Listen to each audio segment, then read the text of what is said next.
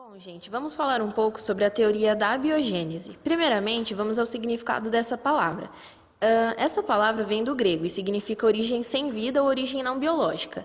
Essa ideia era aceita até meados do século XVIII e XIX, e as pessoas acreditavam nessa teoria porque Aristóteles, que foi um filósofo grego muito importante, defendia essa ideia.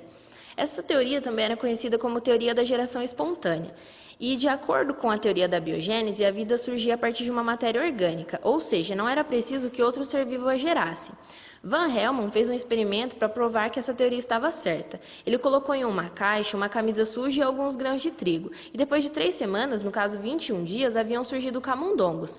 Dessa forma, ele provava que os camundongos haviam surgido de maneira espontânea. Hoje é possível saber que não foi exatamente isso que aconteceu, mas naquela época, Francisco Redi e Pasteur já duvidavam do experimento de Van Helmont e fizeram seus próprios para provar que ele estava errado, levando assim à origem de outra teoria, que seria a da biogênese. Bom, eu vou falar sobre a teoria da biogênese. Essa teoria é que a vida provém de outra vida ou que uma célula provém de outra. Bem contrário da abiogênese, que é que a vida tem uma origem do nada.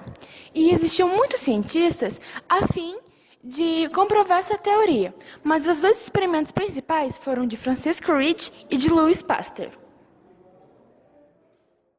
O experimento com a carne foi feito com Francesco Redi. Ele começou a observar carnes em decomposição e percebeu que várias moscas estavam sobrevoando-as, e após um determinado tempo começavam a surgir larvas. Então ele concluiu que os vermes não eram resultado da decomposição da carne, como todos acreditavam, mas sim descendentes das moscas que estavam lá. Para comprovar essa teoria, ele separou as carnes em frascos, sendo que, como nós podemos ver na imagem, um estava tampado com gaze e o outro aberto. No tampado, as moscas sobrevoam o vidro, mas não entram. Já no aberto, elas conseguem entrar e as larvas já começam a surgir. O resultado do experimento. Nos frascos tampados com gaze, não houve nenhum indício de vermes. Já nos abertos, vários vermes haviam surgido. O que ele concluiu? Se os vermes realmente surgissem da transformação da matéria orgânica em decomposição, todos os frascos teriam vermes, não só os descobertos. E os vermes que tinham surgido eram parte do ciclo de vida das moscas, ou seja, não surgiram da transformação da matéria orgânica em decomposição.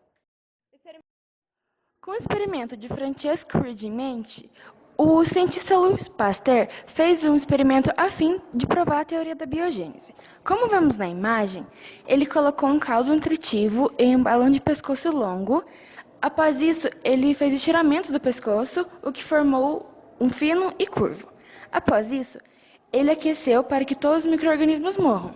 E ele foi fazendo isso durante uns dias, até que o caldo ficou estéril. Ou seja, todos os micro-organismos tinham morrido. Aí ele quebrou o pescoço do balão e verificou que após um tempo, com a entrada de ar, havia micro-organismos. O que isso prova? Que os micro-organismos estão em todos os lugares, até no ar, e que a vida ela provém de outra vida ou de outra célula, não uma origem do nada. Eu vou falar sobre a teoria do criacionismo. O criacionismo é uma teoria que tenta explicar a origem da vida e a evolução do homem, se baseia na fé da criação divina, como narrado na Bíblia Sagrada, mais especificamente no livro de Gênesis, na qual Deus criou todas as coisas, inclusive o homem.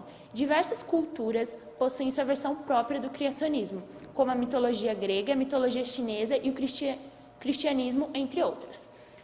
O criacionismo, a partir do século X, surgiu o criacionismo científico.